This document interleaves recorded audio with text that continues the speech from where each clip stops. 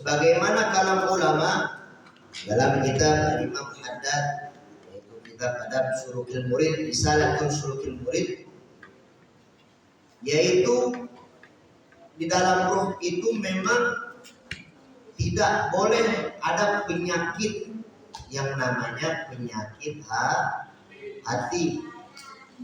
Contohnya seperti apa? Iri, dengki, sombong, takjub, bangga diri, kemudian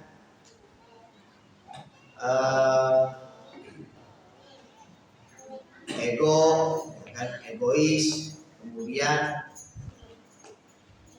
hasud, nah itu penyakit hati. Jikalau kita punya penyakit yang kita sebut penyakit hati, maka memang hati kita belum bersih. Makanya jikalau roh kita mau semangat, hati kita dibersihkan. Jangan sampai ketika taklim dari minggu ke minggu itu hatinya nggak bersih. Nah, kalau hatinya nggak bersih, wajar saja jikalau taklim terdapat maulid dan sholawat itu masih ada rasa malas. Karena apa? Karena ruhnya, hatinya tidak bersih. Makanya kita kalau belajar fikih pasti di sampingnya ada ilmu tasawuf atau ilmu sufi, pembersihan hati itu namanya. Yang namanya kita sebagai manusia pasti iman itu naik dan kadang turun. Bagaimana jikalau kita terus konsisten, maka adanya pembersihan hati yang terdapat oleh siapa? Terdapat oleh guru, dari gurunya, dari gurunya serta guru-gurunya lagi sampai kepada Rasulullah Shallallahu Alaihi Wasallam. Makanya para sahabat Nabi itu tidak pernah melanggar perintah Allah karena sering dekat sama Nabi. Kalian sebagai tilmid atau sebagai penuntut ilmu nggak pernah melanggar perintah Allah sebab kalian dekat dan selalu mendengar perintah guru. Jikalau kita semua punya telinga tidak pernah mendengar dan bahkan tidak sam'an wa ta'atan kepada guru, bahkan tidak patuh, tidak taat kepada guru, maka wajarlah jikalau ada anak majlis lagi mudanya sudah rusak. Wa na'udzubillahi min dzalik. Emang dikira anak majlis bersih semua? Enggak. Anak pesantren aja kalau enggak dibimbing sama kiai, ya mohon maaf, kotor mah kotor aja. Makanya kenapa pukulan kiai, pukulan guru itu penting buat kita. Bukan kiai benci dengan kita, bukan juga dendam dengan kita, tetapi terkadang manusia ini diri kita ini batu, keras kepala, mau dibilanginnya susah. Betul. Orang tua kalian sudah capek didik kalian dari kecil sampai dewasa, ya kan? Kecil nurut, dewasanya pengal, ya kan? Padahal dewasa itu agar mewariskan sebagaimana orang tua yang menginginkan kalian soleh dan soleha. Kalau kalian saja tidak berubah menjadi lebih baik, bagaimana kalian bisa menuntut orang tua kalian kepada surga Allah Subhanahu wa Ta'ala? Sedangkan kalian saja bengal dan tidak susah, yang tidak mau dibilangin dan bahkan susah dibilangin oleh orang tua. Makanya pentingnya ruh dan batin kita dididik dan dibimbing oleh murabbi. Makanya kalimat murabbi itu pembimbing.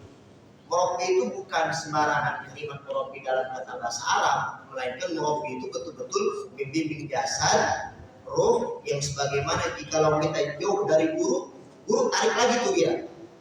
Untuk apa? Kembali ke hadisnya atau pesantren-pesantren. Paham sampai sini? Pentingnya ruh sebagaimana akhlak dan dan dalam mencari ilmu.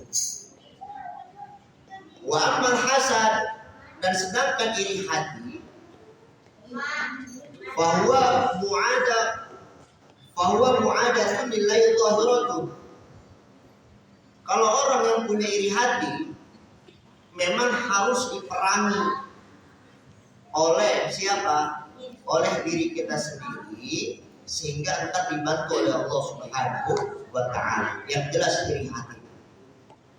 Contohnya gimana sih iri hati? Iri hati contoh, teman kita punya HP iPhone yang harganya 10 juta. Tuh, kita punya iri hati. Gak boleh kita iri hati sebab karena apa? Teman kita punya HP iPhone ataupun mobil mewah, motor mewah, kita nggak boleh iri. Yang harus kita boleh iri adalah ketika kita iri karena teman kita pintar hafalannya, itu boleh iri. Karena teman kita punya kemampuan yang lebih dari kita, itu boleh iri. Karena teman kita juara 1 guru di kelas, itu boleh iri. Tapi kalau iri karena dunia, itu harus diperangi oleh siapa? Oleh diri kita sendiri. Itu penyakit hati yang ada dalam diri kita. Wa munaza'atul lahu fi mulkihi bayyinatun. Dan pemberontakan dalam kerajaannya, ya kan? Apa itu kerajaan? Maksudnya hawa nafsu kita. Secara gamblang, secara jelas. Makanya diri kita itu harus diberontak diri kita. Karena apa? Hawa nafsunya yang harus kita perangi. Kembali ke tadi, apa yang disebut hawa nafsu? Iri hatinya.